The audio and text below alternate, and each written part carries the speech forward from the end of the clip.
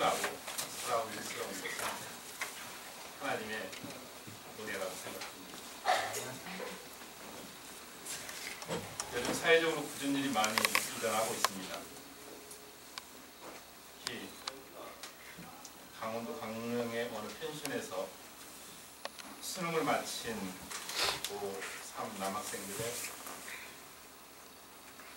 안타까운 사고는 온 나라에 큰 슬픔과 걱정을 들어왔습니다.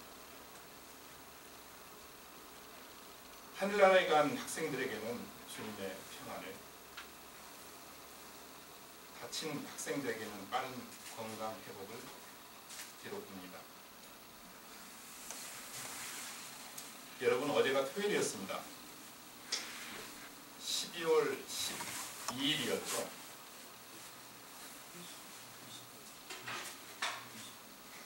12월 22일이었죠. 아, 이렇게 적어놓거든요. 잘못. 혹시 그날이 또 무슨 날인지 아십니까? 크리스마스 하는지 동지. 아, 동지 맞다. 동지. 네. 동지 팥죽. 맞다. 하나님의 은혜로 우리 노총각에서 결혼기 한테는 계속 이제는 목사님 가셔야 할 차례죠. 위로해 가지고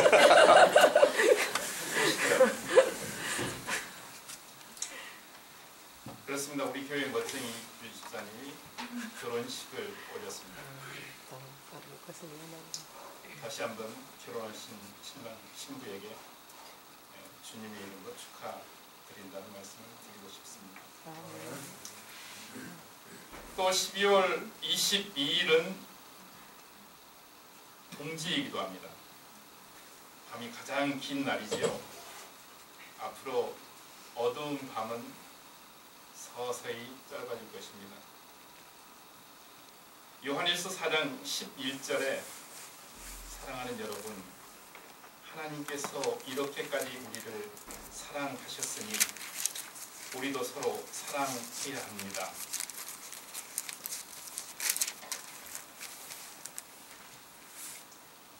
하나님은 사랑이시라고, 당신은 사랑이시라고, 당신 안에 들어오면 물고기가 물을 만난 듯이 자유롭게 헤엄치듯이 당신의 사랑 안에 있으면 자유롭고 사랑으로 충만하게 된다는 말씀이지요. 이런 우리의 서로에 대한 사랑을 노래한 시가 있습니다. 이혜인 수녀님의 너와 나는.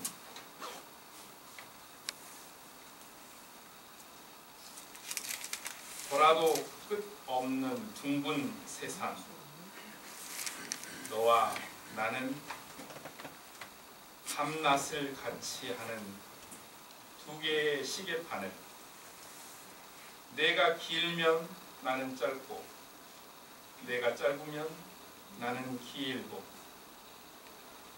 사랑으로 못 박히면 돌이킬 수 없네. 서로를 받쳐주는 원 안에 빛을 향해 눈뜨는 숙명의 반명, 한순간도 쉴 틈이 없는 너와 나는 영혼을 똑딱 이는 두 개의 시계바늘. 이 글을 수녀님의 시집에서 꺼내면서 사랑에 대한 거로 이렇게 끄집어내는데 갑자기 이익주 집사님이 생각났습니다. 그분이 이제 사랑으로 꼭 묶여서 영원히 함께 가시는데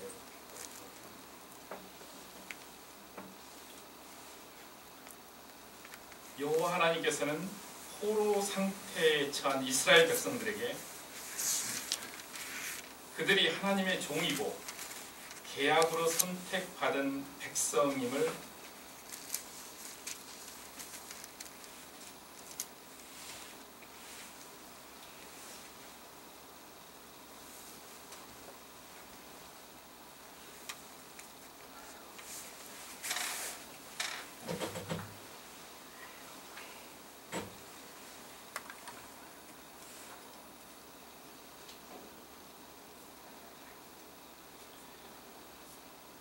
구약 본문의 말씀은 예레미야 23장 5절에서 8절 말씀이지요. 예레미야의 조국, 고국인 남유다가 주전 587년에 북쪽의 강대한 제국인 바벨론에게 멸망해서 많은 사람들이 바벨론으로 끌려갔습니다.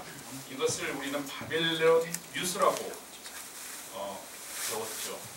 이런 절망적인 상황에서 예레미야 선지자의 희망적인 말씀이 이스라엘 백성에 떨어집니다. 그것은 하나님께서 함께 하신다. 하나님께서 함께 하신다는 임마누엘에 대한 외침이요 선포입니다. 예레미야가 살던 시대로 한번 들어가 볼까요? 그 시대는 사건과 변화가 많은 치열한 격동기였습니다. 예레미야가 활동한 시기는 예레미야가 예언자로 활동한 시기는 무려 40년이 넘는 기간이었습니다. 그는 아버지가 제사장이었고 또한 젊은 청년 시기에 20세 전후로 해서 예언자의 소명을 받았습니다. 그 당시 북쪽의 이스라엘은 또한 북쪽의 강대한 제국인 아시리아에게 멸망을 당했고 또한 북쪽의 신흥 강대국이었던 바벨론이 발흥하고 있었던 시기였습니다. 남쪽에는 파라오의 제국 애국이 진을 치고 있었는데 이렇듯 작은 나라 남유다는 강대한 제국들의 틈바구니에 쌓여 그들의 눈치를 보며 하루하루 힘겹게 살아가고 있었습니다. 바벨론이 주전 612년에 아시리아 제국을 멸망시켜 버립니다. 예레미야가 있는 남유다는 이러한 국제적인 큰 변화의 물결에 지혜롭게 대처하지 못하고 바벨론에게 멸망을 당하고 맙니다. 이런 예레미야가 살던 격동의 시기, 이 모습, 이런 상황을 보면서 우리는 이 땅에 100여 년 전의 역사와 얼마나 유사한지 참으로 깜짝 놀라게 됩니다. 남유다가 바벨론의 멸망을 당해서 많은 정치 지도자들과 백성들이 바벨론으로 끌려갑니다. 남유다의 멸망 원인은 정치 지도자들과 많은 백성들이 하나님의 말씀을 전하는 예레미야 예언자의 말씀을 귀를 기울이지 않았고 그들의 악한 행실을 돌이키지 않았기 때문입니다.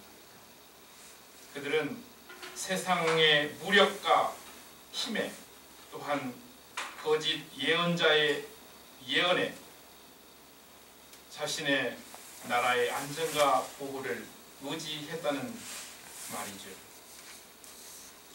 그렇다면 어떻게 하나님으로부터 멀어진 이 정치 지도자들과 이스라엘 백성들을 다시 하나님의 말씀에 귀를 기울이게 할 수 있겠습니까? 포로의 늪 속으로, 어둠의 삶 속으로 하나님을 돌아보지 않고 거침없이 어둠으로 들어가는 이 백성을 살릴 방법은 무엇이겠습니까? 하나님의 말씀을 전하는, 정말 힘을 다하고 뜻을 다하고 마음을 다하고 목숨을 다해가면서 하나님의 말씀을 전하는 예레미야 선지자의 입술을 통하여 그 해답을 하나님께서는 주고 계시고 있습니다. 이제 예루살렘이 바벨론의 공격을 받아 2차로 함락되기 직전에 예레미야 선지자는 이전과는 전혀 다른 예언을 시작합니다. 이전에는 너희들이 돌아오지 않으면 망할 것이다, 이런 예언을 해왔던 예레미야 선지자는 그들 백성에게 미래와 소망의 예언을 선포합니다. 그 중에 유명한 것이 새로운 계약 사상이 있습니다. 앞서 보았듯이 이스라엘 백성은 하나님의 말씀에 불순종하여 끝내 파국을 맞이했습니다. 하나님과 이스라엘 백성 간의 계약이 산산조각이 났습니다. 하나님께서 모세를 통하여 시내산에서 계약을 맺었지만 그 계약이 파괴되고 만 것이죠. 예레미야 선지자를 통해서 하시는 하나님의 새로운 계약은 이렇습니다. 그때가 오면 내가 이스라엘 가문과 유다 가문과 새 언약을 세우겠다. 이것은 이집트 땅에서 너희 조상을 데리고 나오던 때에 세운 언약과는 다른 것이다. 그러나 그 시절이 지난 뒤에 내가 이스라엘 가문과 언약을 세울 것이니 나는 나의 율법을 그들의 가슴 속에 넣어주며 그들의 마음판에 새겨서 기록하여 나는 그들의 하나님이 되고 그들은 나의 백성이 될 것이다. 나 주의 말이다 라고 예레미야 31장에서 하나님은 예레미야를 통해서 이스라엘에게 새로운 하나님의 계약을 선포하고 있습니다. 하나님께서는 성전에 모셔놓은 돌판 벗개가 아니라 당신이 택하시고 당신이 사랑하는 이스라엘 백성의 마음판에 하나님의 말씀의 율법을 새겨 놓겠다고 지금 말씀하고 계신 것입니다. 하나님께서는 택하신 백성의 마음에 늘 사랑으로 있고 싶고 함께 하고 싶다는 하나님의 절절한 표현의 글이겠죠.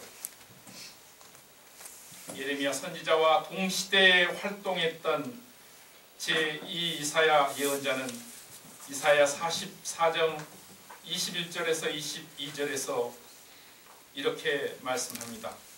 이스라엘 백성이 바벨론 포로에서 노임을 받게 될 것을 다음과 같이 선포하고 있습니다. 이스라엘아, 내가 너를 지었다. 너는 나의 종이다. 이스라엘아, 내가 너를 절대로 잊지 않겠다. 내가 너의 허물을 짙은 구름을 거두듯 없애버렸으며 너의 죄를 안개처럼 사라지게 하였으니 나에게로 돌아오라. 내가 너를 구원하였다.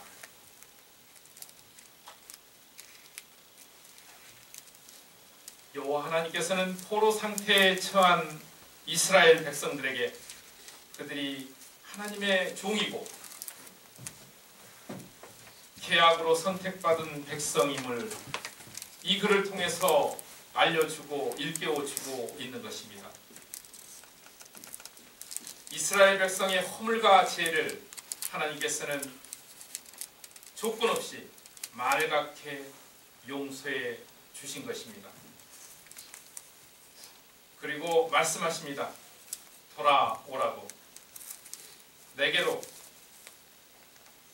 너희를 사랑하는 하나님에게로 돌아오라고.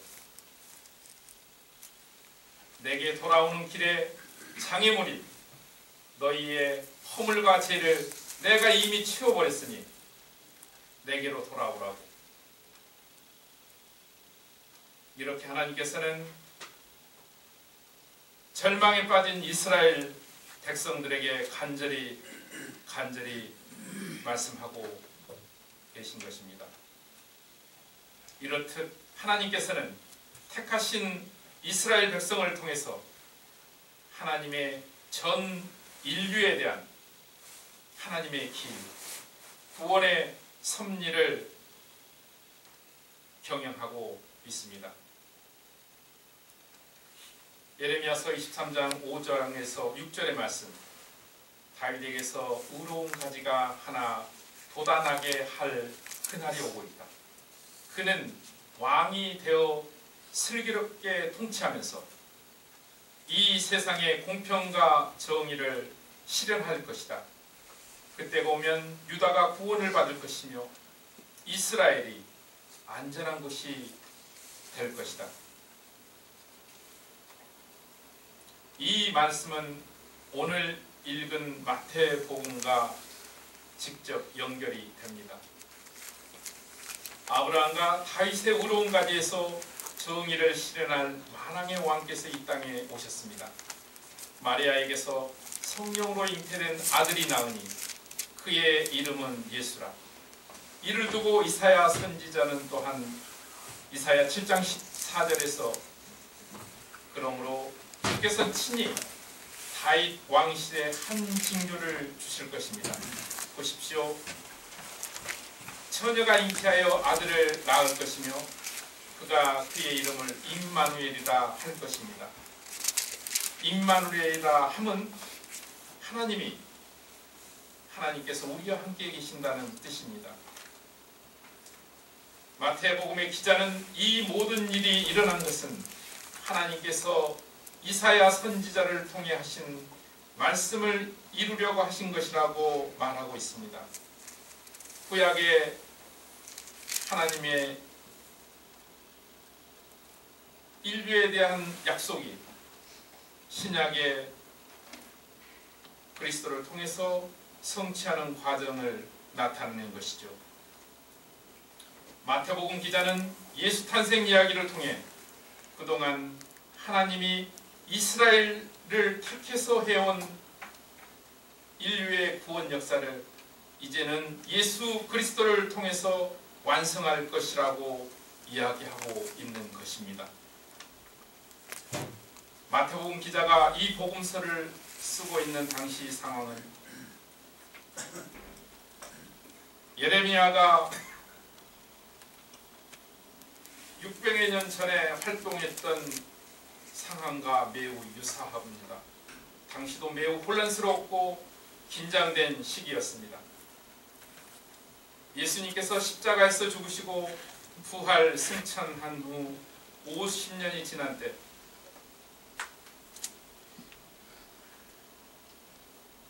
주후 80년경이었습니다. 그리고 주후 70년 로마 제국의 군인들은 이스라엘과 예루살렘을 파괴하고 정복하였습니다.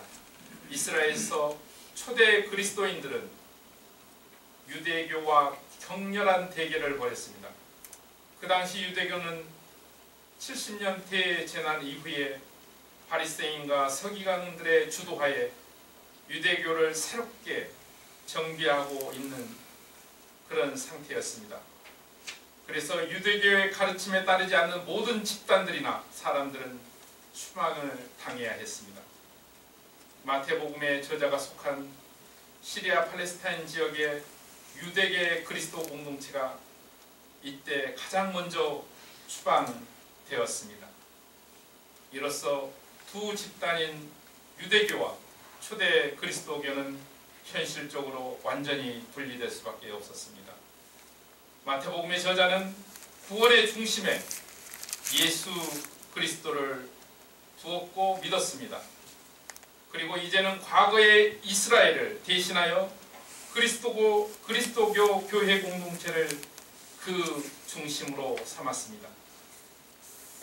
예수를 통해 온 인류를 구원하는 하나님의 구원 섭리를 등에 메고 초대 교회 공동체는 돛을 띄어 항해를 하고 있는 것입니다. 하나님과 늘 함께 하시는 예수 그리스도와 성령님의 도우심과 인도하심으로 오늘 지금까지 그리스도의 몸 되신 교회 공동체는 여기까지 오고 있는 것입니다. 요한복음 3장 16절의 말씀입니다. 하나님께서 세상을 이처럼 사랑하사 독생자를 주셨으니 누구든지 그를 믿으면 멸망하지 않고 영생을 얻을 것이다. 어린 시절 교회 주일학교 선생님께서 우리들에게 외워라 하는 대표적인 성경 말씀 중에 하나입니다. 이 말씀을 외워오면 선생님께서는 선물이나 사탕을 주시곤 했던 기억이 납니다. 사실 이 말씀이 내 마음 깊은 곳에 몇십 년 동안 묻혀 때때로 빛을 발하였던 것으로 압니다. 요한일서 4장 13절에서 21절 말씀은 하나님의 사랑이 무엇인지, 하나님의 사랑이 어떻게 나타나는지, 하나님의 사랑이 누구를 통해서 드러나는지 우리에게 말씀하고 있습니다. 하나님의 참 사랑은 임마누엘, 하나님께 함께 하시는 계시는 그분을 이 땅에 구주로 보내신 일, 또한 그로 말미암아 우리를 살리시고 영생하신 일, 이것이 하나님의 근본적인 사랑인 것입니다. 또한 하나님의 사랑은 예수님을 그리스도로 믿는 사람, 즉 하나님의 자녀를 통해서 나타납니다. 하나님의 사랑은 무엇을 통해서 드러날까요? 하나님의 사랑은 형제 자매를 사랑할 때 드러납니다.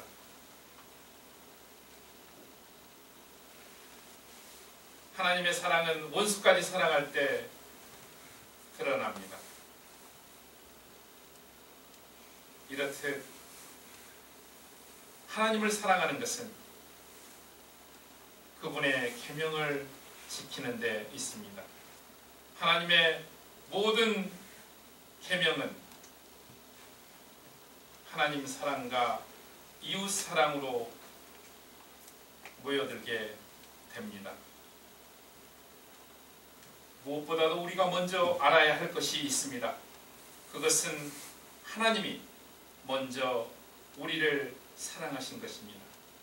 우리가 하나님을 먼저 사랑한 것이 아니라 하나님께서 먼저 우리를 사랑하신 것입니다. 우리가 의로운 행실로, 우리가 선한 일로 하나님께서 우리를 사랑하신 것이 아니라 우리의 삶 속에 많은 죄를 없애주시고 도말해주신 하나님의 사랑에서 우리의 구원이 시작된다는 것이죠. 그러므로 우리가 하나님을 사랑하는 것은 하나님의 은혜이자 선물입니다. 그러므로 구주에 관한 기쁜 소식은 임마누엘입니다. 하나님께서 예수 그리스도를 통해 우리와 온 인류와 늘 영원히 함께 살면서 사랑하고 사랑하고 또 사랑하는 것입니다.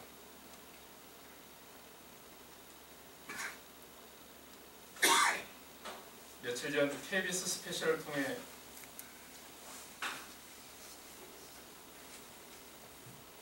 어떤 다큐를 보았습니다. 30대 중반에 병든 엄마와 7살, 4살의 두 딸을 보았습니다.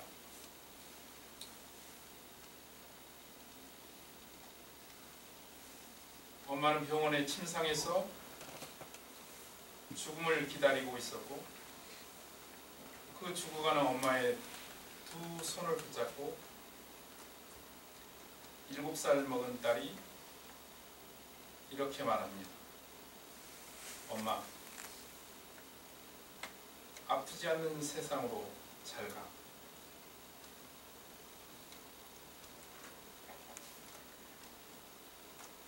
이 7살 먹은 딸은 그 말을 한 뒤 하염없이 눈물을 흘렸습니다. 그 어린 딸의 엄마를 위하는 말과 눈물 속에서 나는 찬란한 슬픔과 하나님의 사랑을 느꼈습니다. 하나님의 사랑은 결코 먼 곳에 있지 않습니다. 그 사랑의 마음이 닿는 곳이면 어디든지 있습니다. 우리 모두 사랑의 주님을 다시 맞이합시다. 우리 모두 임마누엘 대신 우리 주 예수 그리스도를 다시 맞이합시다. 추운 겨울 강추위에 떨고 있는 우리 형제 이웃들에게 따뜻한 주님의 사랑을 맛보게 합시다.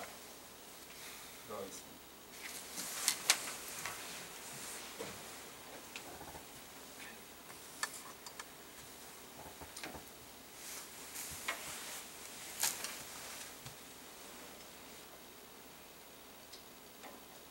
기쁘다 구주 오셨네. 기쁘다 구주 오셨네. 우리 주님 예수 그리스도를 우리에게 보내주신 하나님 아버지께 진실로 감사를 드립니다.